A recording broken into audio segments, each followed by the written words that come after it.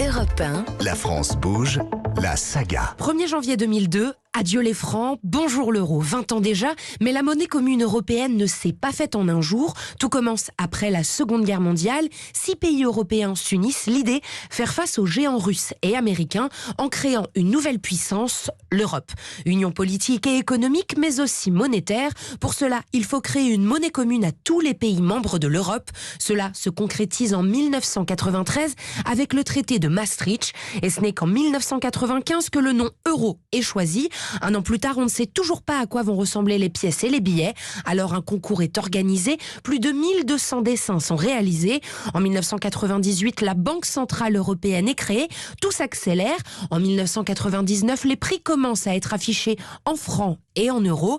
Et dans ses vœux pour la nouvelle année 99, le président Chirac prépare les Français à cette nouvelle monnaie. L'Europe est déjà une longue histoire. Elle est encore un long chemin. De plus en plus, elle sera notre quotidien.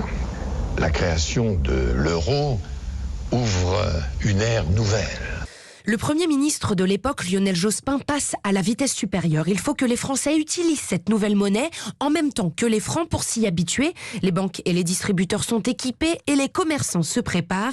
Les calculatrices s'échauffent. Retenez bien, 1 euro est égal à 6,55 957 francs. Mais ce n'est pas simple, comme on peut l'entendre au micro de Sébastien Durdy en 2001 pour Europe 1. Marie-Claude Briand, c'est la championne de l'euro. Toute seule derrière son comptoir, elle n'a pas de caisse enregistreuse, pas même de calculatrice. Elle n'en veut pas. Elle dit qu'elle a tout dans la tête et elle calcule en une fraction de seconde. Pour compter toujours aussi vite avec l'euro, la boulangère avoue pourtant qu'elle a caché quelques antisèches. Voilà, j'en mets partout. Des petits pense-bêtes. Bon, les gens les voient pas, mais moi, je sais à quoi ça correspond. Moi, j'en ai collé à côté de ma caisse avec le prix du franc converti en euros, le prix de ma viennoiserie, le prix de mes baguettes. Dans sa boulangerie, Nadine Lebranchu dit qu'elle est vraiment complètement paumée. Ce qui lui manque, c'est de l'entraînement, de pouvoir les toucher, ces pièces d'euros. On va jouer à la marchande avec les vendeuses. Je mettrai ma vendeuse de l'autre côté, elle me choisit des articles et on fera des exercices, en fin de compte, comme ça, sur le tas. Même avec les clients, on va faire ça ensemble. Et le vœu des commerçants est vite réalisé. Le 14 décembre 2001, c'est la mise en circulation des sachets en euros. En France, ils contiennent 40 pièces pour une valeur totale de 15,24 €. Encore 2 semaines de cohabitation pour les deux monnaies. Jusqu'au 1er janvier 2002, l'euro devient alors la monnaie officielle de 12 pays, soit 308 millions d'habitants. Et en France, les politiques montrent l'exemple, comme ici, au micro de Pierrick Fay. Lionel Jospin n'a pas hésité à se lever aux aurores pour acheter son pain. Vous avez du pain complet? Du sel, oui, c'est bien. Ça en fait 6,80. 6,80.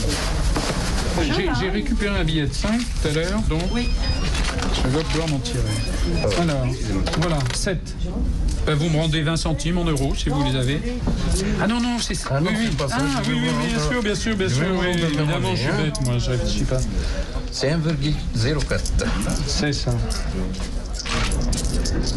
Alors, je cherche si j'ai 1 euro. Non, j'ai 2. Merci. Voilà, merci. Allez, bonne journée. Aujourd'hui, 19 pays utilisent l'euro et le dernier arrivé, c'est la Lituanie en 2015.